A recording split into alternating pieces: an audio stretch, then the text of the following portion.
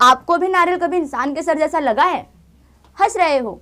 पता है 14 सेंचुरी में एक ट्रैवलर भारत आया था, उसका नाम था इब्न बतूता, और उसको भी सेम लगा था। तो आज हम उसी की नजरों से भारत को देखने वाले हैं। तो वेलकम टू माय चैनल, मैं हूं रेनू नागर और आज हम पढ़ने वाले हैं क्लास 12 चैप्टर 5 की रैपिड रिवीजन। आइए शुरू करते हैं। चैप्टर का नाम है बच्चे यात्रियों के नजरिए, जिसके अंदर हम 10वीं सदी से लेकर 17वीं सदी तक के बीच में जो ट्रैवलर भारत आए थे उसमें से मुख्य ट्रैवलर्स के बारे में पढ़ेंगे। तो आइए शुरू करते हैं। बच्चे सबसे पहले क्यों आते हैं ट्रैवलर भारत? ऐसी क्या बात है जो उन्हें भारत खींच लाती है, या फिर यात्राएं क्यों होती है? तो 10वीं शताब्दी में बहुत सी चीजें होना शुरू हुई जिसमें महिला और पुरुष दोनों ही यात्राएं करने लग गए थे। यात्राओं के कारण क्या थे बच्चे? या तो रोजगार की तलाश में वो लोग यात्रा करते थे, या व्यापार के लिए, या कोई सैनिक अभियान हो गया, या कोई मुख्य चर्चा हो गई, या फिर कोई ऐसी चीज जो उन्हें दूसरे देश की तरफ खींच रही हो, जिसमें आपका आ जाता है सबसे पहले धर्म। अब धर्म क्यों भाई? धर्म से क्या होता है बच्चे कि हम तीर्थ यात्राएं करते हैं, एक जगह से दूसरी जगह जाते हैं। आप भी जाते होंगे, या तो आप हज जाते होंगे, भारत को छोड़ के हज भी तो जाते हैं, या फिर आप वैष्णो देवी जाते होंगे, या फिर आप विभिन्न धर्मों की यात्राएं करते होंगे। या तो बच्चे आपका आ जाता है यहाँ पर व्यापार। यात्राएं व्यापार के लिए भी होती हैं, तभी तो ब्रिटिश भारत आगे लूट गए, हमको व्यापार करने के लिए आए थे। फिर उसके बाद आपकी आ जाती हैं चर्चाएं, कि आप किसी चर्चा के उद्देश्य से एक देश से दूसरे देश जा रहे हो। प्रधानमंत्री नरेंद्र मोदी भी तो जाते हैं, या फिर कुछ ऐसे भी लोग होते हैं जिनको ज्ञान की तलाश करनी होती है, या उनमें खुजली होती है कि हम भी तो देखें हमारे देश के बाहर क्या है। तो इन्हीं ज्ञान की तलाश करने वाले ट्रैवलर्स को आज हम देखेंगे। तो आपके सबसे पहले आ जाते हैं बच्चे अल बरूनी। अल बरूनी आपके वो पहले ट्रैवलर थे जो भारत आते हैं। इस समय पे उनको जो गजनवी यहाँ का राजा होता है। ठीक है बच्चे, इसको डिटेल में एक एक ट्रैवलर को देखेंगे। अभी हम इंट्रो ले लेते हैं। उसके बाद आपके इब्न बतूता आते हैं 14 सेंचुरी में, जिसके बारे में अभी हम बात कर रहे थे। इस समय में आपके महाराज होते हैं मोहम्मद बिन तुगलक, यानी कि MBT, मोहम्मद बिन तुगलक। फिर फ्रांसिस्को बर्नियर आते हैं। इनके समय में राजा होते हैं दो, एक आपके शाहजहां होते हैं और उनके बाद आपके औरंगजेब हो जाते हैं। कौन हो जाते हैं बच्चे? औरंगजेब। अब औरंगजेब क्यों हो जाते हैं? क्योंकि ये 12 साल तक भारत में रहते हैं और शाहजहां की मृत्यु के बाद औरंगजेब संभाल लेते हैं। अब बच्चे देखें, अल बरूनी भारत कब आते हैं? आपके 11वीं सदी में। कब आते हैं बच्चे? 11वीं सदी में। वहीं इब्न बतूता कब आते हैं बच्चे? आपके 14वीं सदी में। कब आते हैं? 14 सेंचुरी में। वहीं आपके बर्नियर कब आते हैं? 17वीं सदी में। कब आते हैं बच्चे? 17वीं सदी में। अब एक एक ट्रैवल को आराम से देखें। अब देखते हैं हमारे अल बरूनी के बारे में। क्या होता है ना कि अल बरूनी उज़्बेकिस्तान में रहते हैं और वहां पे महमूद गजनवी आक्रमण कर देता है। जब वो आक्रमण करता है, तो जब भी हम कहीं पे आक्रमण करते हैं तो हम क्या देखते हैं? सबसे कीमती सामान। तो उस समय पे वहां पर आपके क्या नाम है? अल बरूनी वहां पे इतने महान व्यक्तित्व के नाम से जाने जाते थे कि सबको वो चाहिए थे। तो क्या होता है, गजनवी इनको अपने साथ उठा के भारत ले आता है। तो ऐसे ये भारत में आते हैं। इनको पता है बहुत सी भाषाएं आती थी, जैसे कि सीरियाई, फारसी, हिब्रू, संस्कृत तो इन्हें सीखी थी भारत आके। तो ऐसे बहुत सारी भाषाओं का ये ज्ञान रखते थे, बहुत ही बुद्धिमान थे। क्या होता है, इनका जन्म होता है बच्चे 1973 में। जब 1973 में उज़्बेकिस्तान में इनका जन्म होता है, तो क्या इन्हें पता था कि ये 11वीं सदी में भारत आ जाएंगे? क्या इन्हें ये बात सोची होगी? तो क्या होता है, काफी हम ऐसी चीजें हो जाती हैं जिसके बारे में हमें पता भी नहीं होता और वो चीजें हो जाती हैं। तो वैसे ही सेम 11वीं सदी में गजनवी ने पकड़ के भारत भी आता है। सबसे इंपॉर्टेंट काम क्या करते हैं भारत में आके? किताब उल हिंद लिखते हैं। इनकी किताब का नाम क्या है बच्चे? किताब उल हिंद। अब मैम आप किताबों के बारे में क्यों बता रहे हैं? क्योंकि इस बुक में इस चैप्टर में हम 3 यात्रियों के बारे में पढ़ेंगे और उनकी 3 किताबों के बारे में पढ़ेंगे और किताबों से ही तो जानेंगे कि उन्होंने लिखा क्या था भारत के बारे में। तो इनकी किताब का नाम क्या था बच्चे? किताबुल हिंद, जिसके अंदर ये भारत के धर्म, दर्शन, खगोल विज्ञान, रीति रिवाज और कानून को बताते हैं। और सबसे बड़ी बात बताते हैं ये आपको किताब के अंदर वर्ण व्यवस्था के बारे में। किसके बारे में बच्चे? वर्ण व्यवस्था के बारे में। आपको चारों वर्णों के बारे में ये अपनी किताब में बताते हैं।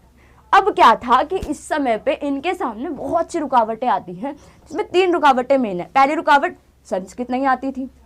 दूसरी रुकावट कि भारत को देख के चौंक जाते हैं, ना तो बहुत सारे धर्म हैं, एक धर्म को तो लोग मानते नहीं, बुद्ध भी है, जैन भी है, हिंदू भी है, आपका अरब से आए लोग भी हैं, बहुत सारे धर्म है, तो मैं सर्च किस पे करूं?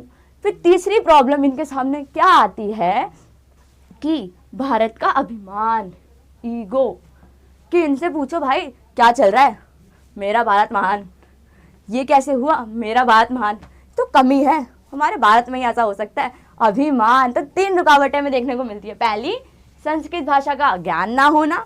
दूसरी, धार्मिक विभिन्नताओं का होना। तीसरी और आखिरी, हमारा अभिमान कि मेरा भारत तो महान है जी। तो अलबरूनी जब भारत आते हैं तो उन्हें क्या देखने को मिलता है कि भारत तो बहुत ही सुंदर है, बहुत ही विभिन्नताओं का देश है, और यहाँ पर भी सेम ऐसी ही वर्ण व्यवस्था है जो मैं अपने उज्बेकिस्तान में देखता था।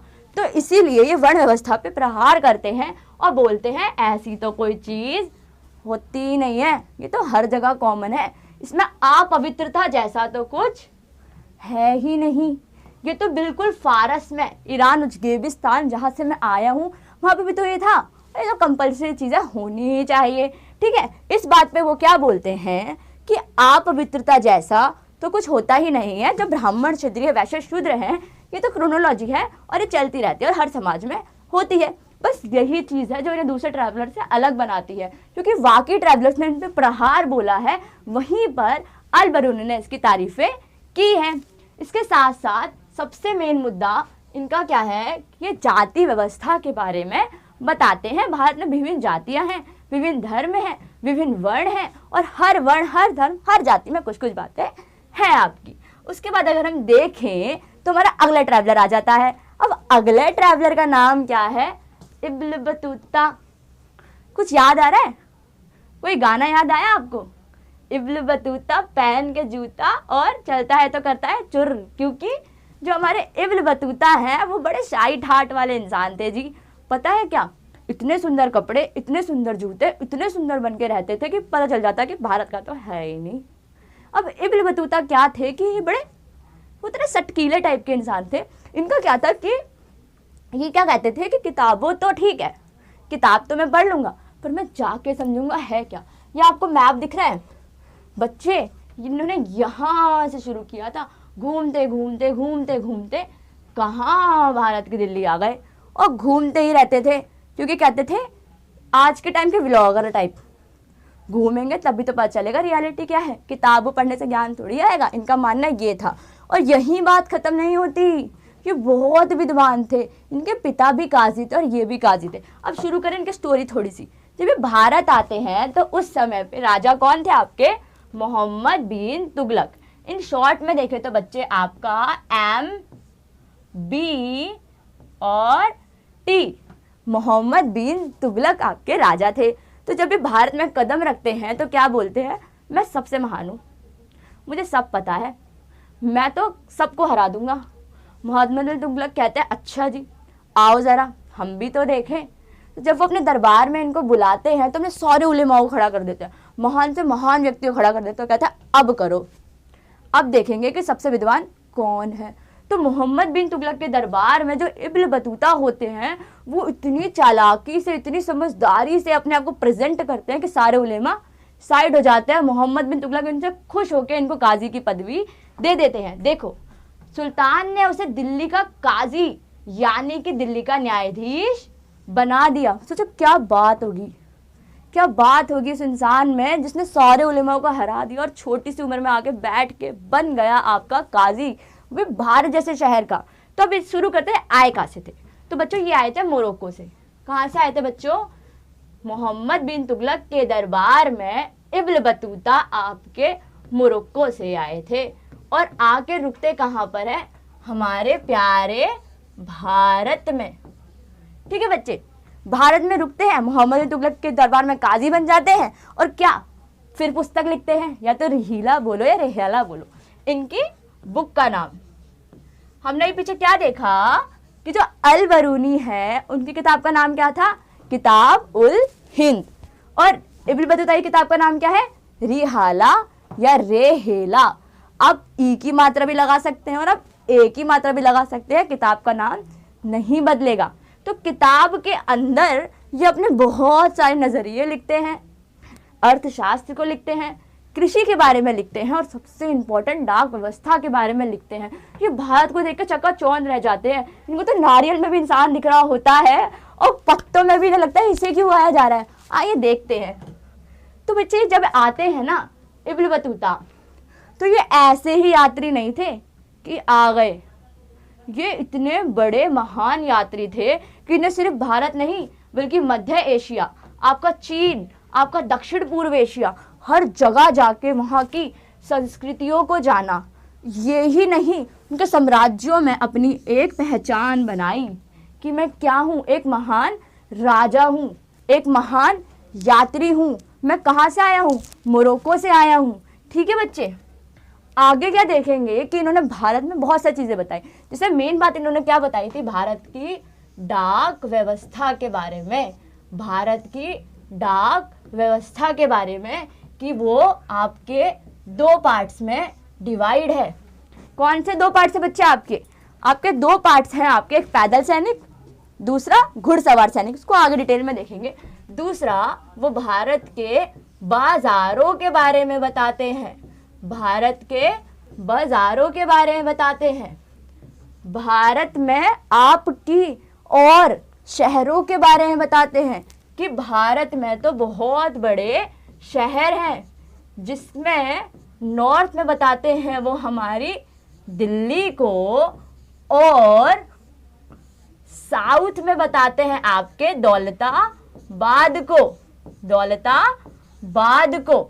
ठीक है, ऐसे बड़े शहरों के बारे में बताते हैं। यही बात खत्म नहीं होती बच्चे, वो कृषि के बारे में बताते हैं और कहते हैं कि भारत में दो तरह की फसल उगती थी। कितनी तरह की फसल उगती थी? दो तरह की फसल। तो वो डाक व्यवस्था के बारे में बताते हैं, बाजारों के बारे में बताते हैं, वो दिल्ली शहर और दौलताबाद शहर के बारे में बताते हैं और साथ में भारत के फसलों के बारे में भी बताते हैं और बोलते हैं कि भारत की जो संचार व्यवस्था थी वो इतनी सटीक थी कि हर माइल पर आपके क्या होते थे? खानकाह होते थे, आपके सराहे होते थे जहाँ पर आप रुक सकते थे, आपको दूसरे घोड़े मिलते थे, फिर आप आगे जा सकते थे। आपको एक टाइम लिमिट होती थी। सपोज करो कि दो तरह की डाक व्यवस्था थी, एक पैदल सैनिक जो पैदल जाके डाक पहुंचाते थे, चिट्ठियां पहुंचाते थे, एक घुड़सवार। जो घुड़सवार होते थे उनको 5 मील, हर 5 मील तक अपने घोड़े जाते थे। जब वो पहुंचते थे वहां पे पहले से एक घोड़े के साथ एक घुड़सवार तैयार रहता था, फिर वो उससे अपनी पर्ची लेता था और अगले 5 मील दौड़ता था। तो ये प्रोसेस चलता रहता है। वहीं हम बात करें आपके पैदल सैनिक की, तो वो 1 माइल चलता था, चला चिट्ठी लेकर दौड़ा, रुका, यहाँ पे दूसरा मिल गया, फिर दूसरा चिट्ठी लेके गया, दौड़ा, तीसरा मिल गया। तो जो चीज आपकी 15 दिनों में होती थी वो आपकी 5 दिनों के अंदर होने लग गई थी। अब आगे देखें इन्होंने क्या देखा। अब क्या होता है कि ये चकरा जाते हैं, ये पहली बार नारियल को देखते हैं, इन्हें लगता है ये तो इंसान का सर है, 2 आंख 1 मुंह। और फिर उसके बाद जब ये पान के पत्ते को देखते थे और चौंक जाते हैं, भारत के लोग क्या हैं अजीब, पत्ते उगा रहे हैं। खाने के बाद अरे वाह, भारत के लोग पत्ते उगा रहे हैं। तो ये इनका चलता है। ये क्या देखते हैं? पान का पत्ता और नारियल, जो इनको बहुत ही यूनिक, बहुत ही अलग लगता है कि भारत में क्या क्या हो रहा है भाई, और देशों में तो मैंने देखा ही नहीं। और अब नारियल इतना फेमस है कि हर जगह पर नारियल आने लग गया। उसके बाद ये देखते हैं बच्चे शहरों को। शहरों के बारे में बताते हैं कि शहरों में बहुत घनी आबादी हुआ करती थी, उसके साथ साथ बहुत शानदार बने होते थे। शहरों में बहुत सारे गेट होते थे, जैसे भारत में बहुत सारे गेट हैं। जैसे दिल्ली में गेट है, आपका दिल्ली गेट है, या आपका बुलंद दरवाज़ा है, या फिर बहुत सारे देश आपके आपके गेट हुआ करते थे भारत के अंदर। तो बहुत सारे गेटों के बारे में बताते हैं, भारत के दिल्ली और दौलताबाद के बारे में बताते हैं, उसके साथ साथ बताते हैं सबसे इम्पॉर्टेंट चीज़ आपकी भारत की डाक व्यवस्था के बारे में, कि भारत में 2 तरह की डाक होती थी। पहली होती थी आपकी बेटा अश्व डाक, जो घोड़ों से आपके 5 माइल तक जाती थी। एक होती थी बेटा आपकी पैदल डाक, जो आपके 1 माइल तक जाती थी। अब जब घोड़ों के साथ डाक जाती थी उसको उलुक कहते थे, और वही जो पैदल डाक जाती थी उसको दावा कहा करते थे। और भारत के व्यापार के बारे में वो इतनी तारीफें करते हैं कि भारत का व्यापार बहुत ही अच्छा था। वो एक जगह से दूसरी जगह पे बड़ी आराम से व्यापार कर लिया करते थे, और भारत तो भैया सोने की चिड़िया था ही, है ना। तो हमने क्या देखा कि इब्न बतूता ने भारत के बाजारों के बारे में, भारत की कृषि के बारे में, भारत के शहरों के बारे में, भारत की डाक व्यवस्था के बारे में, और भारत के नारियल और पान के पत्ते के बारे में भी बताया अपनी किताब रिहाला में। शाबाश, समझदार हो। अब आते हैं जी क्रिटिकल बंदे पे। अब जो हमारे फ्रांसिस्को बर्नियर हैं, ये और ट्रैवल थोड़े से अलग है, या कहूँ तो पूरे ही अलग है। भारत में आ तो जाते हैं, पर सिर्फ ईस्ट और वेस्ट करने, सिर्फ पश्चिम और पूर्व करने, सिर्फ भारत और यूरोप करने। अजी भैया तुम आए क्यों भारत में? पर कुछ बातें ऐसी थी जो ये सच बोलते हैं, जो हमें हर ट्रैवलर की किताब में देखने को मिलती है। तो स्वागत करते हैं आपका फ्रांसिस्को बर्नियर का, जो 7वीं शताब्दी में फ्रांस से भारत आते हैं काम की तलाश में। जो भारत आते हैं तो वो क्या बोलते हैं कि मुझसे अच्छा डॉक्टर कौन है, मुझे ही आता है, करा लो जो कराना है। शाहजहां बोलते हैं अच्छा बेटा आओ हमारे दरबार में, अगर तुमने मेरे बेटे दारा शिकोह को ठीक कर दिया तो तुम हमारे राज्य वैद्य बन जाओगे। तो ऐसा ही होता है, ये आते हैं शाहजहां के दरबार में और दारा शिकोह को ठीक कर देते हैं। अंग्रेजी दवाई तो जल्दी असर करती है, तो वही आके ठीक कर देते हैं और राज्य वैद्य बन जाते हैं। कहाँ से आते हैं बच्चे ये? फ्रांस से। कहाँ से आते हैं? फ्रांस से। कब आते हैं? आपका 17वीं सदी में, 17वीं सदी में, ठीक है। कहाँ आते हैं बच्चे? भारत में। फ्रांस से 17वीं सदी में भारत आते हैं, शाहजहां के दरबार में अपनी जगह बनाते हैं और दारा शिकोह को, शाहजहां के बेटे दारा शिकोह को ठीक कर देते हैं और राज्य वैद्य या राज्य डॉक्टर बन जाते हैं। अब इनकी बुक का नाम क्या था बच्चे? इनकी बुक का नाम था travellers in the Mughal empire. क्या नाम था बच्चे इनकी बुक का? Travellers in the Mughal empire. उसमें ये सिर्फ एक चीज ढंग की करते हैं, वो क्या करते हैं? सती प्रथा के बारे में हमें बताते हैं। उसके अलावा तो ये ईस्ट वेस्ट ही करते रहते हैं, हर चीज हर बात पे भारत बुरा है, फ्रांस अच्छा है, भारत बुरा है, ईस्ट अच्छा है, सिर्फ यही बातें करते रहते हैं। अरे भैया तुम भारत में आए हो, कुछ तो अच्छी बात बता दो, तुम उसी थाली में छेद कर रहे हो जिससे तुम खाते हो। अब इनके बताए इनने क्या क्या बताया था, और शुरू करते हैं, जरा हम भी तो देखें ना क्या क्या बताया था।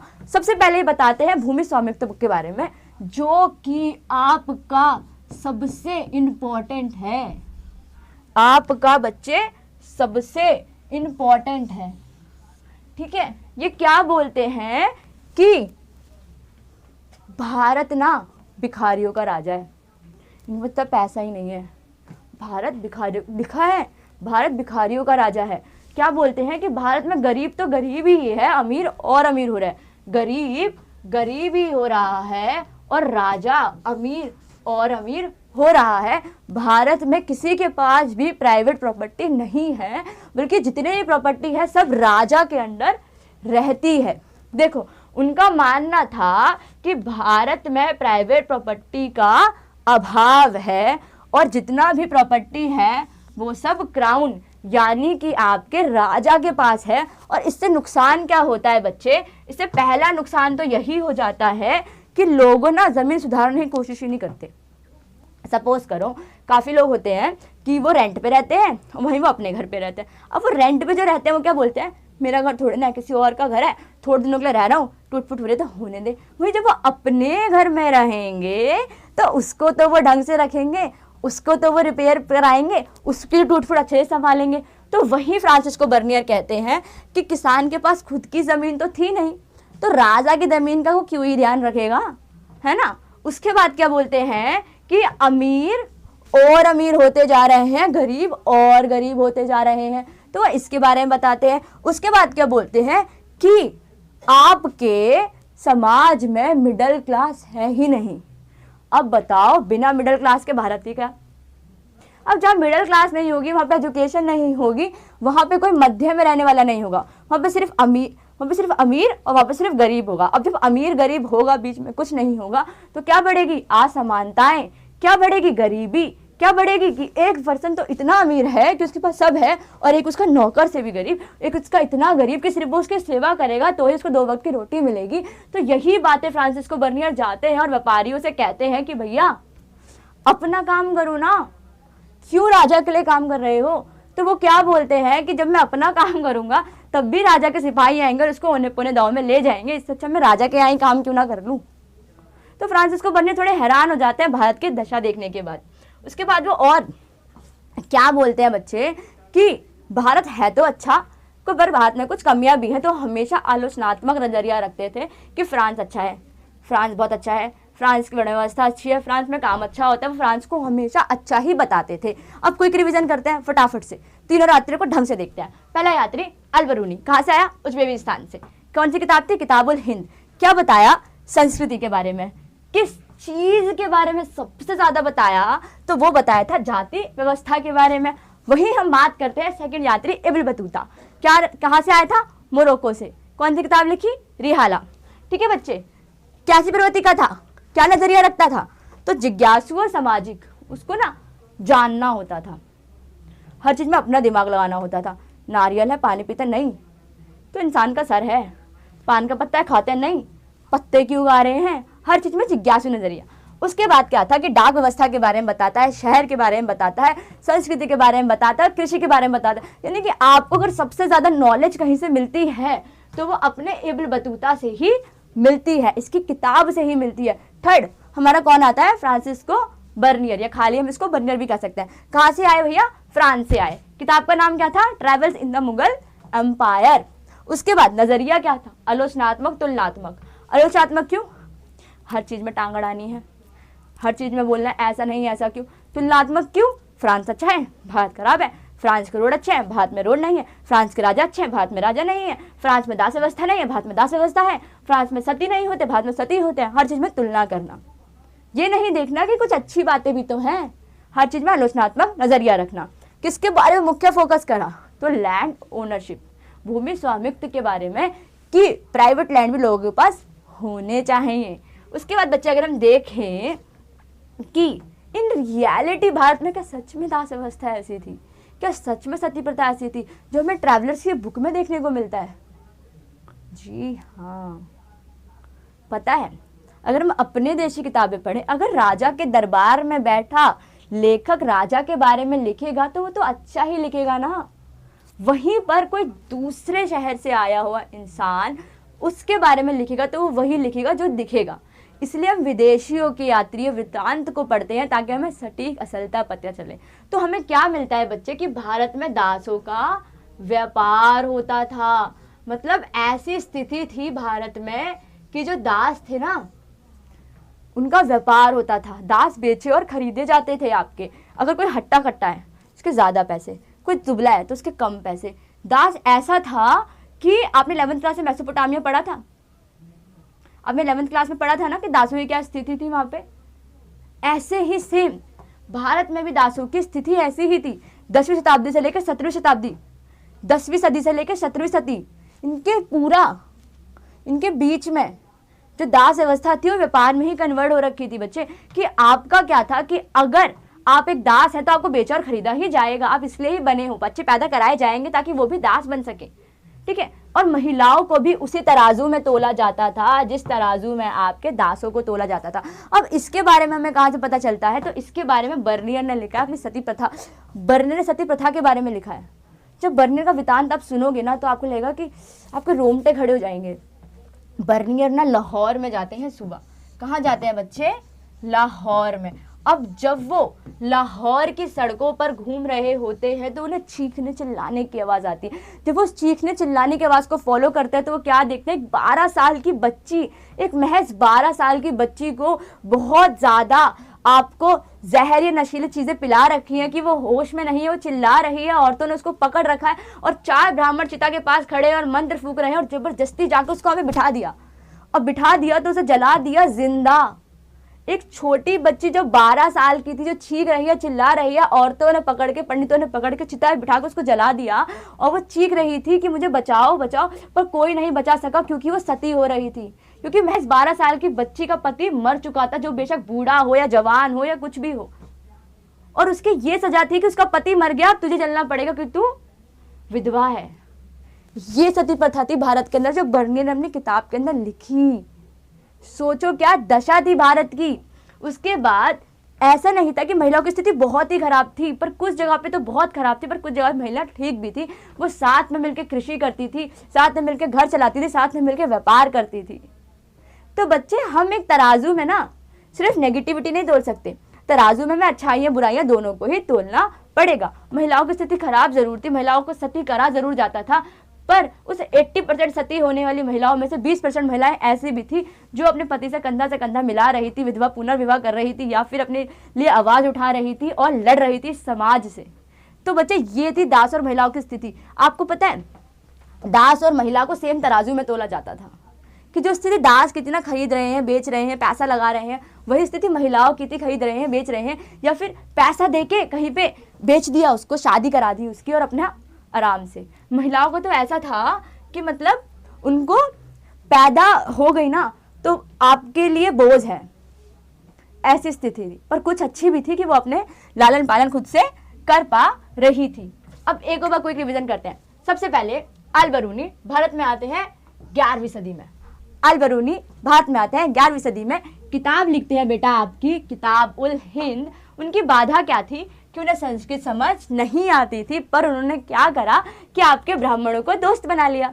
अब जब उन्होंने ब्राह्मणों को दोस्त बना लिया तो तू मेरा दोस्त है, तू मेरा भाई नहीं है, तो वो क्या करेंगे अब कि एक दूसरे से बातें शेयर करेंगे। अल-बरूनी ने अरबी सिखाता था, तो वहीं पे ब्राह्मण संस्कृत सिखाते थे, और उन्होंने रचना कर दी अपनी किताबुल हिंद की। और साथ ही साथ यही बात खत्म नहीं होती, उन्होंने पतंजलि की जो व्याकरण का जो शास्त्र है उसको भी ट्रांसलेट कर दिया, उसके ऊपर भी एक अरबी में अपनी किताब लिख दी। और उन्होंने मेन फोकस किस पे करा बच्चे? जाति व्यवस्था पर। और क्या बोला कि इसमें अपवित्रता जैसा तो कुछ है ही नहीं। जाति व्यवस्था तो हमारे ईरान में भी थी, मेरे उज्बेकिस्तान में भी थी, और भारत में भी है, इसमें तो कोई गलती है ही नहीं। दूसरा, आपके भारत में कौन आता है बच्चे? Ibn Battuta. कौन आता है बच्चे? Ibn Battuta. कब आता है बच्चे? आपका 14वीं सदी में। किताब कौन सी लिखता है? रिहाला। और भारत की डाक व्यवस्था के बारे में बताता है। उसे अनोखा क्या लगता है भारत के अंदर? नारियल और पान का पत्ता। नारियल क्या लगता है? इंसान का सर। पान का पत्ता क्या लगता है? भारत के लोग पत्ते क्यों खा रहे हैं?